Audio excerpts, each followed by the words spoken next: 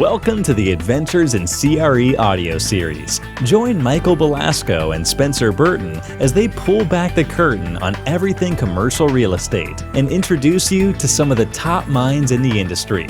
If you want to take your skills to the next level and be part of a growing community of CRE professionals across the world, this is for you. All right, here we go. Another episode on the end of season 3. We're really excited to be here today with Drew Dolan with DXD Capital. Did I get that right? Yes, you did. Awesome. We are really excited to have you. And mostly because, like I was talking about before we started the podcast, season 3 was a game changer for us. In our minds, we just loved the content so much in season 3, deal making, deal doing. And you have a specialty, a niche that I think a broad section of our audience is going to really be interested in. And your approach, I think, is really cool too. So before we have Spencer and myself kind of, pepper you with questions, maybe you could just do a quick little introduction about you and about DXD Capital. Yeah, great. Thanks, Sam. Thanks, Spencer. So Drew Dolan, I'm the fund manager at DXD Capital. I've been in construction and real estate for 20 years. The 15 of those years has been all ground up development. Pretty broad background, started with office, migrated to multifamily, senior living, industrial, and then self-storage. I've been in self-storage for about 5 years. And the last 5 of the 20 years, I've been managing private equity funds with this background of a developer, having been there, done that, ground up, all the gray area of real estate development really has helped me as we pursue this data-driven strategy for self-storage development. Well, that's cool. Data-driven, that is the name of the game. We're seeing an evolution right now everywhere across the spectrum. And I mean, Spencer is a case study of this, Spencer and his company. Want to start the conversation there? How are you guys using data? Yeah. That's a big part of your company, it seems like.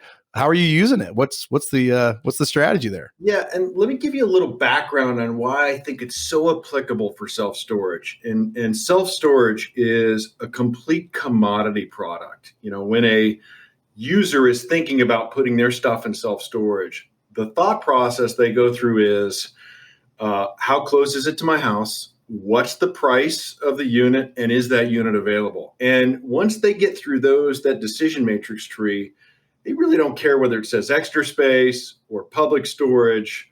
They care if it's secure and safe and, the female wants to go there, but they really don't care whose name is on the brand. And so that's really where data can drive decisions at a much higher level than maybe some other product because of this idea that commodity. And what's so cool about storage is you can stack up all these data layers, like what's the existing supply base? What are the prices?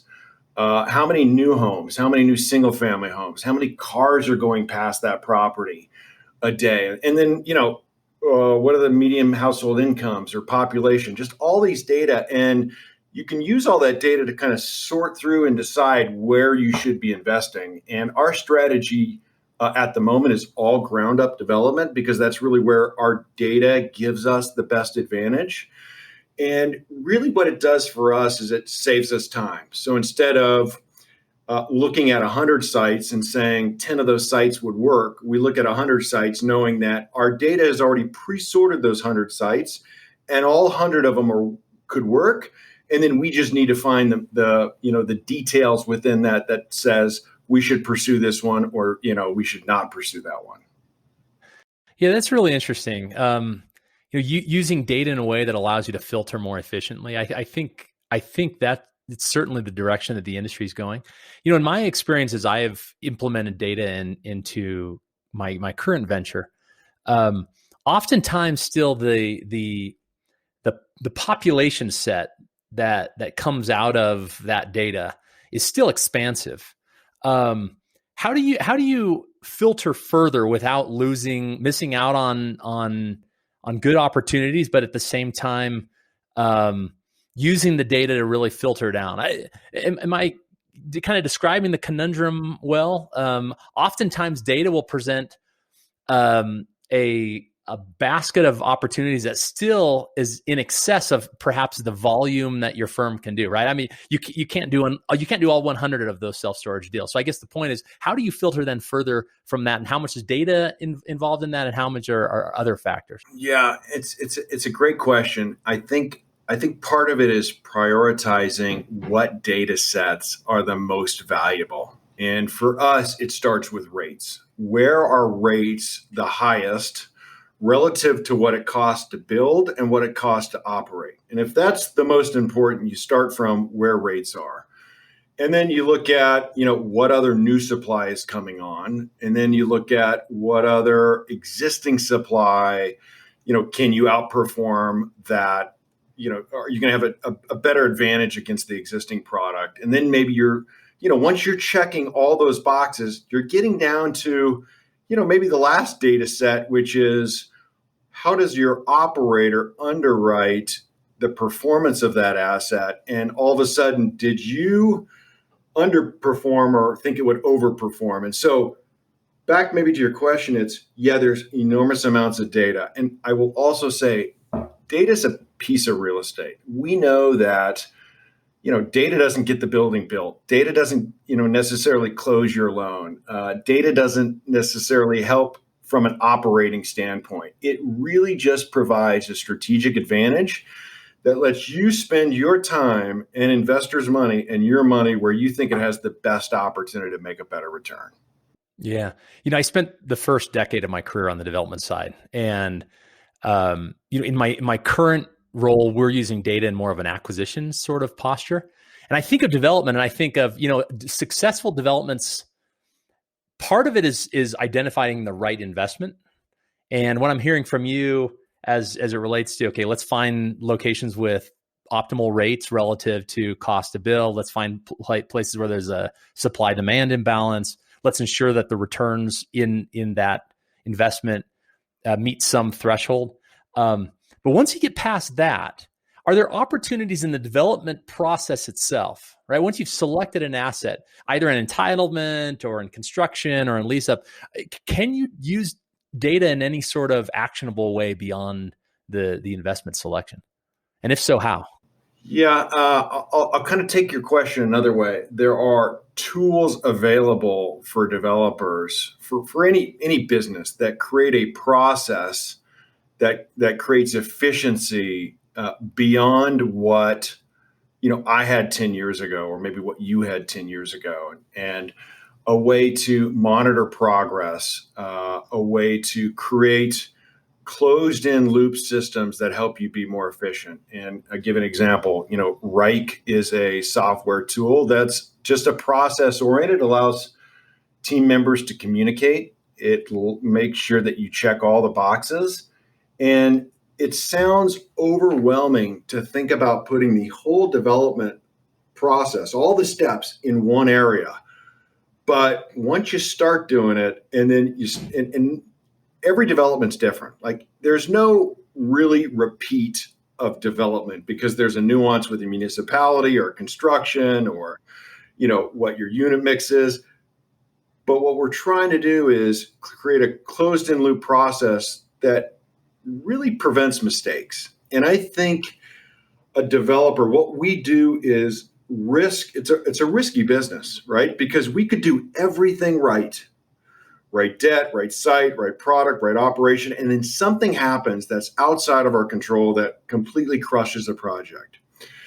But what we're trying to do as developers is just make sure that we mitigate risk as much as possible. And that might be low loan to cost, or having a great equity source, or building in a bigger market, or having the best operator. And said another way, we're just trying to manage all of this enormous amount of risk that make us, and what we say a lot is, if you protect for the downside, the upside usually always takes care of itself. Because if you think about everything's going to go wrong, and you have a strategy to mitigate that, most of the time in real estate, if you do the right things, time will solve a lot of problems in this business. Yeah, that's interesting. So I imagine you have some metrics internally that help you assess risk, understand what your downside potential is. Are there any specific metrics that you could share with our audience? Adventures in CRE is very much a real estate financial modeling focused audience. And so I'm sure many of our listeners would be interested to hear, how do you measure risk? How do you understand your downside in order so that you can either mitigate risk through upside potential or maybe through some other mechanism? Yeah, a lot of what we do is we underwrite a deal and this is a real challenge, I think. The idea of not falling in love with a deal, not falling in love with real estate, having enough eyes on it, being realistic with what the performance is going to be. And once you do that and you got this baseline of how a deal will perform, it's creating these enormous complicated sensitivity analyses around that. So what happens if rates go down 10%? And these are all in our world. What happens if the lease up is 20% slower than you thought? What happens if interest rates go up? Or when I said rates before, it's, the rates of rental rates releasing, right? And so, looking at all those things, and the other way I think about it is how many things have to go wrong before this deal's a loser. And it's a little like flying a plane. If you're a private pilot and you have one thing that goes wrong, you can usually solve it.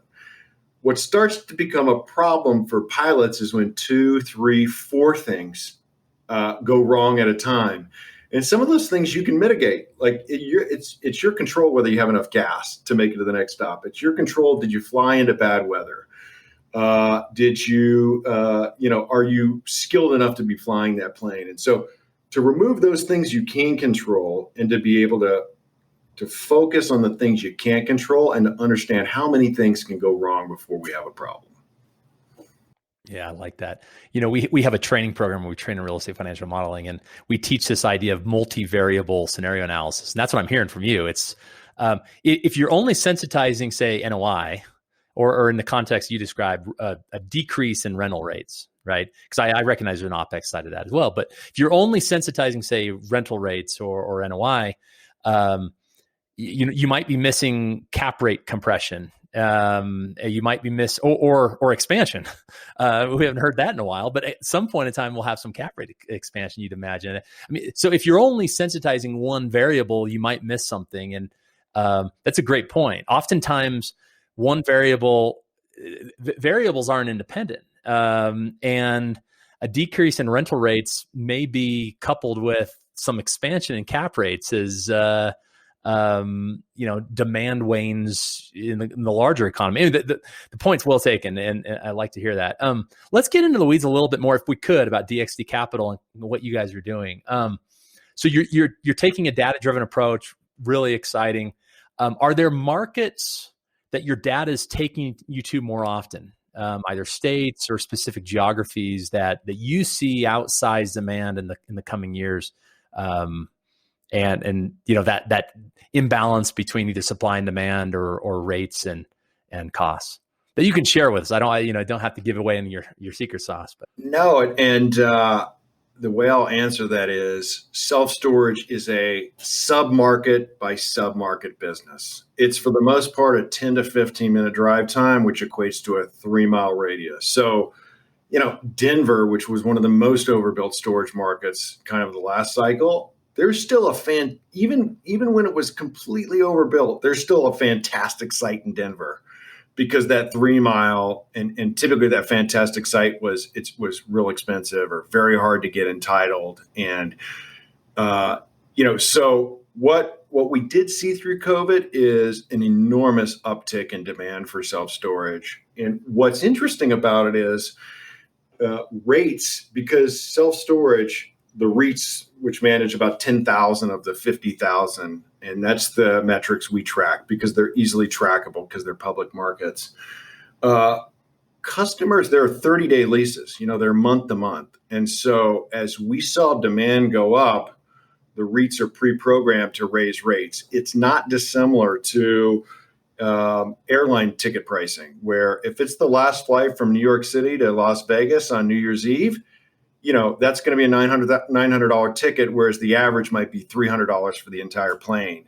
Self-storage is the same. If it's the last ground floor 10 by 10 and a 3 mile, it's going to be really expensive. And so you can really see what demand is doing if you follow the rates. And, storage did really well. And we get asked this question a lot. Why? Why did it do well? And there's a host of reasons, but people moved out bedrooms for home offices, bedroom furniture. They didn't want to sell it or give it away. They needed to put it somewhere. For a home gym, they remodeled, they moved, they upsized, they downsized, they moved in with parents. And so storage does well in disruption. Like there's always disruption, a death or a divorce or, a dislocation, a new job. And of course, COVID provided that disruption at a scale and a magnitude that I hope we never see again. It was the most disrupting time in my father-in-law's 80, and he's like, this is the most disruption I've ever witnessed. Wow. And so a lot of the oversupply in storage that existed did get sucked up. And so I think we're kind of in the next wave of the next bull cycle in storage. And to be very honest, storage has an interesting Achilles heel that other real estate products and assets have too, is that it can get oversupplied. And when it gets oversupplied, that means prices, really decrease and pro formas don't look the way they should. And it's back to my comment about if you do everything right, but yet something happens that you can't control, are you protected? And I want to add just one other little bit is, as you're putting together a deal, who's your debt source? Is it a relationship? Do they believe in you? Are they patient enough to work through, your issues? And same thing for your equity. And what happened this recession, which was completely different from, the great financial crisis, was there was no pressure from any banks on developers because there was no pressure from the Fed versus, GFC, incredible pressure from the Fed to the banks. And that's when the massive disruption happened because, liquidity dried up and options really became less and less. But I think, this business, and I'm sure you guys and your audience know, it's like everything else. It's a relationship business. And, it is about the relationships you have with your partners, whether it's your contractor or your architect or your bank or your equity. All that stuff matters. And those are the easy things. Do those well. Yeah. So there's a lot to unpack there. Let me come back to demand drivers. This is really interesting to me, and especially as it relates to data. First, in fact, before I say that, there's this interesting example that I like to use as it relates to the power of data and how a firm can really set itself apart when it identifies and sources data that gives it intel that the market maybe doesn't have. And that is, it actually comes from this idea of when you do a site visit, say to buy an office building, okay? There's the traditional things you can look at. What's the occupancy? What's the condition of the building? What's the location of the building? What's the ingress, egress? But one interesting data point is if you look at the corner of the elevator. Now, this is silly sounding, but you look at the corner of the elevator and you look at how clean the corners of the elevator are. That will tell you as much as many of the other things. And imagine there. So let's assume that the cleanliness of the corner of the elevator is an indicator of the health of the building. The likelihood that tenants will renew, the quality of your management, just the health of the corner of that elevator. Furthermore, imagine if you could know the health or the cleanliness, I should say, of the corner of every elevator of every office building in the country, and how powerful that data set would be in then making decisions around which office buildings to buy or to sell. Now, kind of a silly example, but the point of that is there are certain data sets that maybe in real estate we haven't adopted? You know, we all have adopted population and income and vacancy and rental rates, but there may be data points that we haven't adopted. And so you mentioned something around demand that really made me start thinking. You said that death, divorce, dislocation are main drivers of self-storage demand. Have you found data sets outside the norm that speak to, in the same way that if you could find a data set around the cleanliness of an elevator in every office building across the country, that speak to those demand drivers, death, divorce, dislocation, or if you have, and are there data sets that you're pursuing that you think would give you that extra intel? Yeah, I'll give you a couple examples that weren't available 5 years ago. One is there was this idea in self-storage during the life cycle that location and visibility didn't matter, and that SEO would drive your customers. So you could put it on a piece of dirt that was tucked back behind a shopping mall, and that dirt was probably cheaper than the dirt that had the frontage. So there, your pro forma looked good because your rates are going to be the same, but you just had to pay less for dirt. And what we did find was that 60% of people that, if you ask them why they choose that self-storage facility, it was because they either drove by it or it was word of mouth. 60%. It wasn't because they Googled it, and we found out that SEO, it was becoming more and more expensive as Google, kept raising their prices, and it kind of become less important. So we went this full circle of visibility mattered to visibility didn't matter to visibility did matter. And so it's a really long story of way we've started tracking it is how many cars are driving past that site every day. So if we've got two kind of equal sites, and this site has 10,000 more cars than this site does, and we know 60% of the people, in one sense or another, look and like to see it, that site's going to win, hands down. Another really interesting data set that we've been using is to be able to geofence a competitive facility and start drawing conclusions about where those people live and what they do and where they're coming from. And so what we have the ability to do now is to say, okay, here's a competitive facility quality-wise that looks like what we would build. We want to know more about that customer base.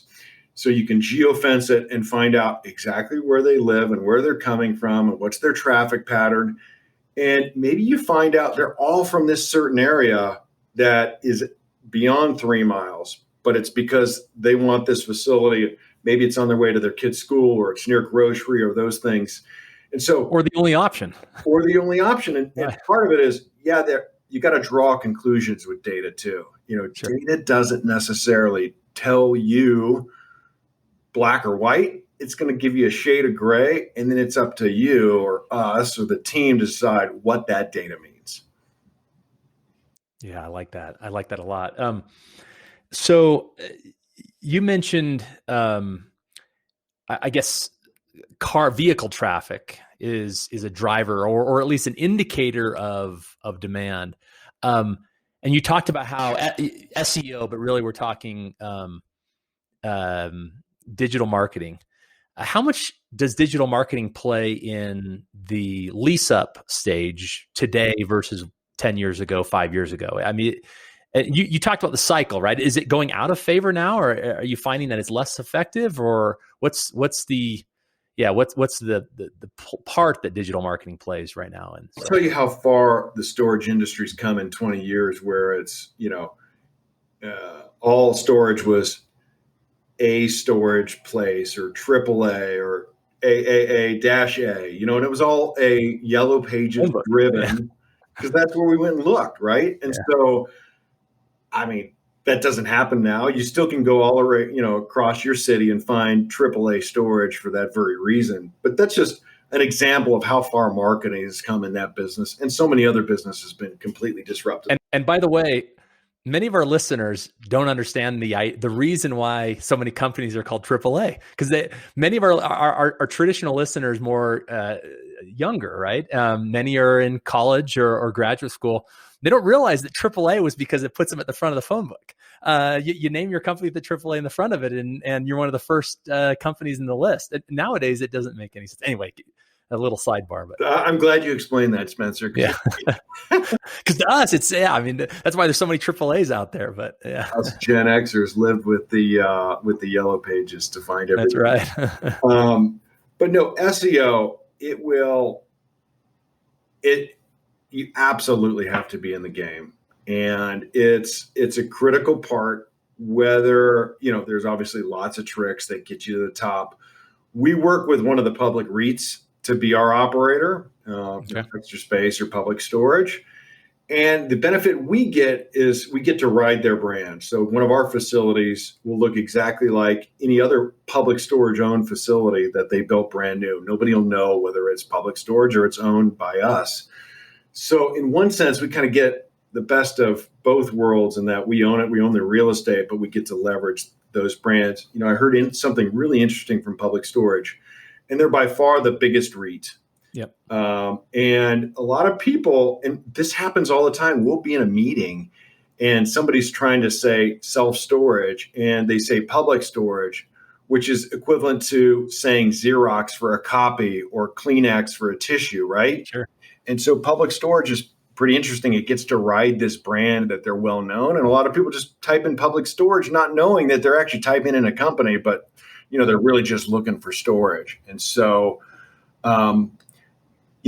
I think that storage is really interesting in that of the 52,000 facilities across the country, 75% are still mom and pop or smaller to mid-sized regional or local operators.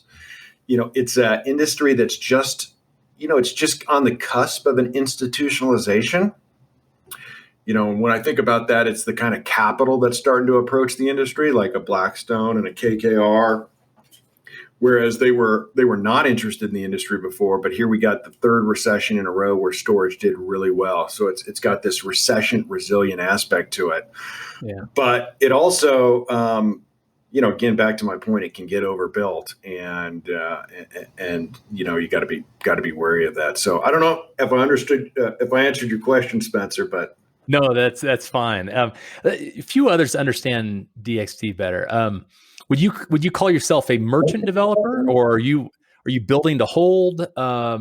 What's your, call it, investment life cycle, your investment horizon, and that actually speaks to the debt and equity piece that you talked about first. So first, what's your typical hold period? It's about 7 years. And okay, so you're building to hold. Yeah, and the way to think about that, it's about a 12-month construction, and then about 30 months to lease it up and to get rents to market.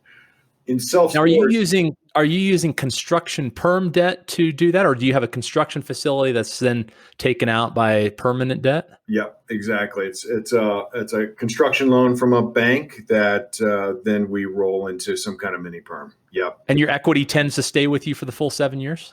Yeah, because that's the way that we structured our fund. My kind of career and history has all been merchant build, and what we mean by that is you build it and you sell it as soon as you can because you're trying to drive IRR. Yep. And the GP, the sponsor, only gets paid when they sell, typically in that structure. What I found why that doesn't work really well in storage is because it does take a long time to lease up. And that in this industry, if you want to lease up faster, there's one lever that you as an operator can pull. I mean, yeah, you can spend a couple more bucks on marketing, but it might not produce those results. It's really price. Price drives how fast you lease up. But what happens with you're given a 30% discount the day you open is it's going to take you time to get all those rents up to market. I mean, you got 1,000 units to 1,000 different customers.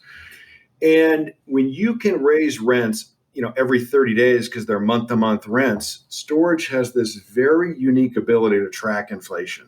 And it's back to my earlier point of you can tell the health of a market by what rates are doing because it's very, very dynamic. And so what I didn't love about the merchant build strategy for storage is we as the GP or the sponsor didn't want to be incentivized to sell as quick as we could if we were leaving cash on the table. And so, yeah, we know we're in an IRR driven world, but I think more of our investors and we care as much about equity multiplier than we do IRR.